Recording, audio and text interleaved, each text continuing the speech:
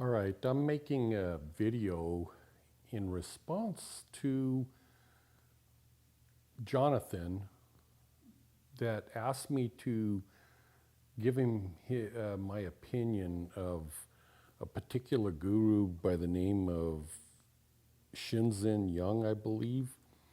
And well, let me just show you if it'll come through. I was watching different videos, and I will try to put a link to this particular video, but if I don't get it right, you can see it right there, and you can probably look it up yourself and watch it, which I think you ought to do that. And the reason I say I think you ought to is because it's going to give you an idea of the difference between someone that's actually enlightened as versus someone that is teaching about enlightenment that isn't enlightened. And none of those people are enlightened. It's crystal clear and obvious. Now, again, it comes across as if I'm a proud asshole and I act like I'm better than them and all that kind of stuff. I understand it comes across that way, but I can assure you it isn't that way. I do not believe I'm better than them in any way, shape, or form. I am enlightened, but that doesn't mean I'm more than they are. I'm just, well, maybe you'll get a grip on what I'm talking about. So, in regards to time and space, as I was watching that, I thought, okay, well, I can respond to that in such a way that it'll clarify it to you. And from this point forward, as you're listening, I mean, I'm kind of joking in a way, but in a way I'm kind of not joking. I mean, I wonder if it would be better if you were taking some sort of an entheogen like LSD or something, DMT, ayahuasca, whatever the case may be, to expand your mind. And I say semi-jokingly about that because it does work for certain people, but honestly, I don't know that that would help, but I say that because I'm trying to make a point that you really have to expand your mind to understand what I'm going to say. And if it does make sense to you, it will give you a paradigm change in your understanding of time and space and reality. You'll understand better why the concept is said, well, God created time, or there's another concept that says, well, God doesn't experience time. God doesn't even experience time differently than you. He simply doesn't experience time. He created time. An enlightened person is in the exact same situation. They do not experience time. They can experience time if they choose to, but they don't really experience time. The only way to experience time is for it to be an illusion, just like you. The only difference is you aren't enlightened, so you can't experience enlightenment. You can't experience a scenario where time doesn't exist. That's why when you listen to these people talk, they cannot speak from a place of no time. They can only speak from a place of time in the way they define things. And of course, they think they're explaining things as if they were able to understand reality from a no time place. But they can't, because even everything they define is based in time and space. So this is where I hope to expand your mind, blow your mind, give you a paradigm change. I want you to think about this. It doesn't matter if you don't believe it. It doesn't matter. imagine this to be true as I move forward. The speed of light is a misnomer because speed indicates you can go from point A to point B in a certain amount of time. So the speed of light is irrelevant to the light. It's only relevant to something that isn't traveling at the speed of light. I've even seen these, I'm off on a tangent now, but I've even seen these incredibly intelligent astrophysicists create YouTube videos and they go, is it actually possible to go faster than the speed of light? No, because once you hit the speed of light, there's no speed. So let me explain this to you. Einstein hit upon it. So as you're approaching the speed of light, time slows down, okay? Slower and slower and slower. As you speed up, time slows down. So when you hit the speed of light, time has stopped, okay? So if you were to observe the front leading edge of a beam of light, so let's say a beam of light was a laser beam, for instance. A laser beam 1,000 miles in diameter lit up from the sun and came to the planet Earth. What is that? Like roughly 8.5 minutes, 8 1/3 minutes, it would take the leading edge of that laser to get from the sun to us. So you could say, well, how fast did it travel? And from our perspective, we would say, it travels 300,000 kilometers a second. I think that's what it was. 300,000, anyways, it's something like that, 300,000 kilometers a second or something like that.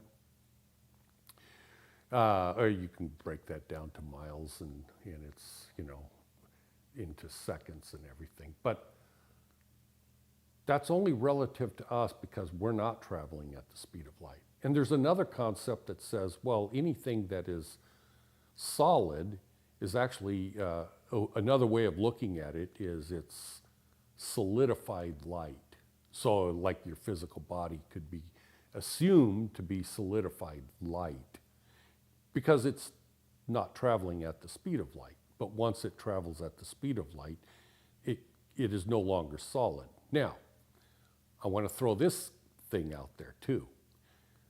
Light, if you consider light to be whatever you want to consider it to be, it is at all places at all times, meaning it encompasses and fills the entire universe at all times instantly. And what I mean by that is you cannot subdivide light. In other words, if you were traveling at the speed of light and you were to go to another galaxy, for instance, like 1 billion light years away, 1 billion light years, it would take you at the speed of light relative to where we are right now, it would take you 1 billion years for that leading edge of light to get to this other galaxy. But let's put you in that leading edge of light. Now, how long did it take you to get 1 billion light years away? Because you're in the beam of light now. It actually takes no time. It is there at the same time it's here. It is if you take a kalpa of time, for instance, and you expand a kalpa of time, light is at every location all at once. I mean, there is no speed. It is, boy, am I trying to confuse you? I'm not trying to do that. So when you are at light, meaning an enlightened person, enlightened, they are light. Their consciousness, their awareness is light, meaning it doesn't experience time because it's light. It is at all locations, all at once, and it absolutely cannot experience time because there is nowhere to go. It's everywhere. And when, for instance, an enlightened person that wants to communicate with you in this physical world, they can do that through their physical body. I can speak to you at the same speed at which you're traveling, at the same location at which you are traveling. I can communicate with you. But that doesn't mean I'm here like you. An enlightened person is everywhere at all times, all at once. But for you, it appears that I'm here. It appears that I'm just like you, at the same position that you are. So an enlightened person does not experience time. This is why I expressed in the last video I just made that I've experienced the end of a kalpa. I've experienced everything. I have already, I do already experience you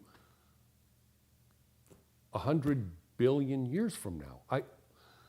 This is why I love you. You are already there. You just don't know it. You think you're here in this physical world, planet Earth, experiencing a miserable life or depression, or you fear that the end of the world's coming, or that you're going to die a miserable death, or that you've got cancer, or no, none of this is true. You are trapped in samsara, which is okay, that's part of the path, but you are sub-light speed. You are sub-enlightened. You are not enlightened yet. But all that means is your awareness is contained right here, right now. And if it weren't contained, then you would see everything all at once. Now that's kind of being, it's very difficult to explain because it's not like I am the creator God. I mean, because there again, getting back to duality and non-duality, all of those people I just showed you are from a non-duality standpoint, which means they're trapped. They've trapped their awareness in non-duality. They haven't escaped time and space. They are trapped in, their awareness is trapped, hoodwinked, tricked into believing non-duality is real. So an enlightened person or God or the speed of light doesn't experience time because it's everywhere. When I say it, if you were to say a photon, which isn't real, but if you were to say a photon of light takes X amount of time to go from point A to point B, that's only because you experience seeing the light move. From the experience of the photon, it is everywhere. It can observe you observing it, but it observes everything simultaneously. So for instance, a person could say, an enlightened person could say, well, I still have to experience things in this lifetime. And I experience this and I experience that. Okay, they can say that, but that's like a book, for instance. And you go from cover to cover, and let's say it's a round book. If you want to look at one of the pages, the book doesn't experience time. Just because you open the page, it looks like the book experienced time from the time you opened the cover till you got to page 100. It would appear that the book took a week to get from page 0 to 100. But that's your perspective of how long it took you to get there.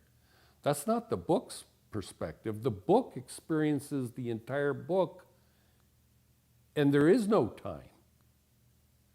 So an enlightened person is in the same scenario.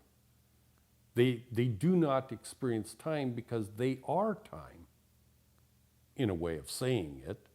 Well, actually, time doesn't exist.